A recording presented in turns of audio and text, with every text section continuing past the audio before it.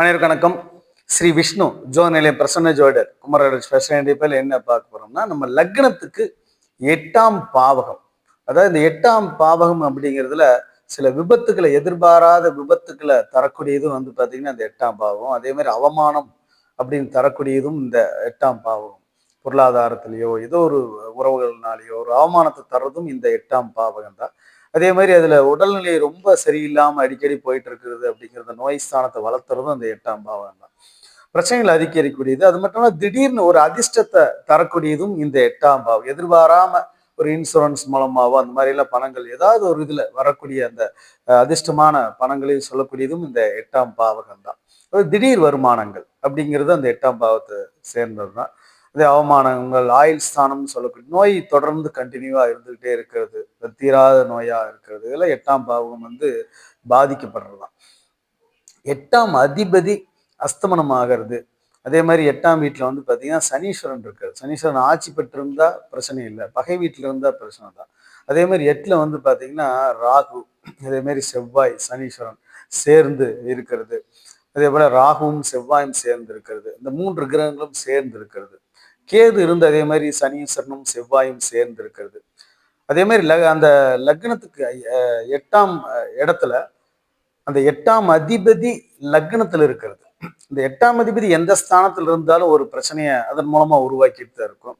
அந்த 8ஆம் அதிபதி லக்னத்தில் இருக்கிறது. அந்த லக்னத்துல வந்து பகை வீட்டுல இருந்துச்சுன்னா அது உடல்நிலை சரியில்லாம போறதோ, தலையில அடிபடுறது, இந்த மாதிரி எல்லாம் கூட வந்து பாத்தீங்கன்னா நடக்கக்கூடியதா இருக்கும்.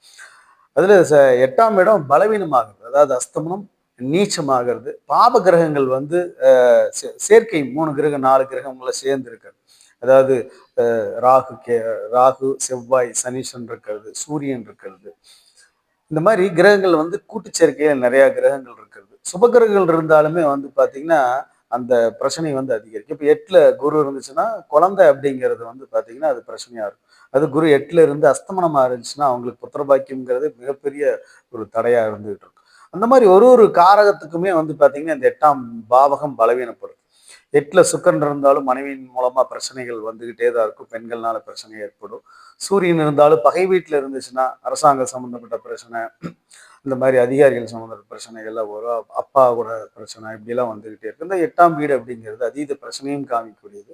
நோய்களையும் வந்து பாத்தீங்கன்னா சனீஸ்வரன் இருக்கிறதோ, அதே மாதிரி அந்த 8ஆம் அதிபதி அஸ்தமனம் ஆகிறது, பலவீனமா நீச்சமா இருக்கிறதெல்லாம் இருந்துச்சுனாலும் அந்த நோய்கள் வந்து கண்டினியூவா ஒருத்தருக்கு இருந்துகிட்டே இருக்கும். ட்ரீட்மெண்ட் போயிட்டே இருப்பாங்க.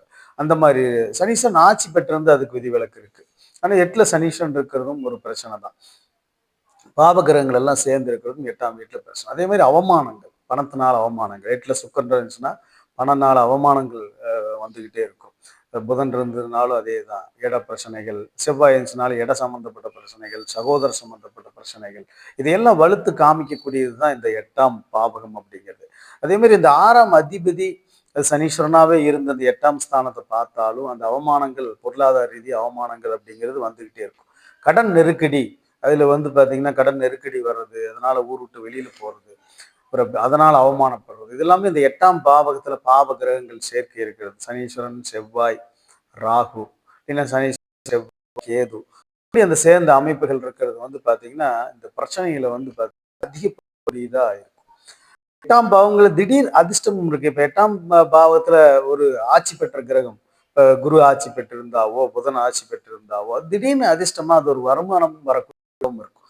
திடீர் யோகங்கள், அது எப்படி வருதுன்னே தெரியாது. ஏதோ ஒரு வகையில அந்த பணங்கள் வந்து அது வந்து சேர்ந்துடும். அதனால அதிர்ஷ்டமும் உண்டு.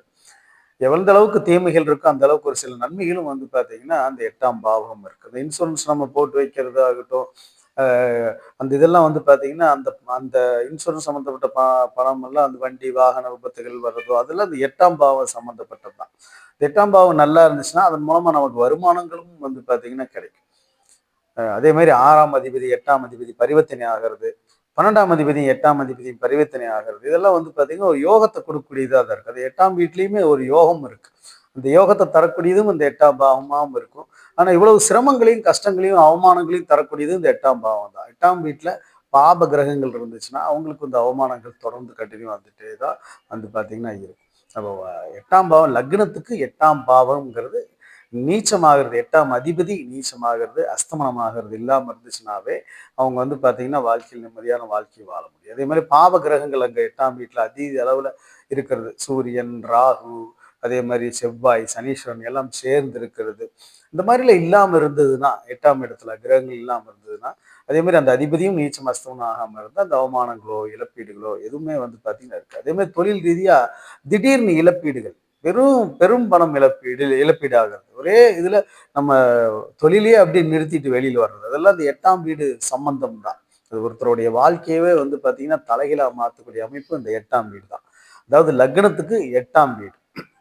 இந்த 8ஆம் இடம் வந்து பார்த்தீங்கன்னா, நல்லா இருக்கிறதுங்கிறது ஒரு ஆட்சி பெற்றிருக்கலாம், உச்சம் பெற்றிருக்கலாம். உச்சம் பெற்றிருந்தாலும் அவங்களுக்கு கோவதாவங்களோ, டென்ஷனோ அதிகமா இருக்கும். ஆனா, அந்த அவமானங்கள் எதையும் வந்து குறைக்கக்கூடிய தன்மை இருக்கும்.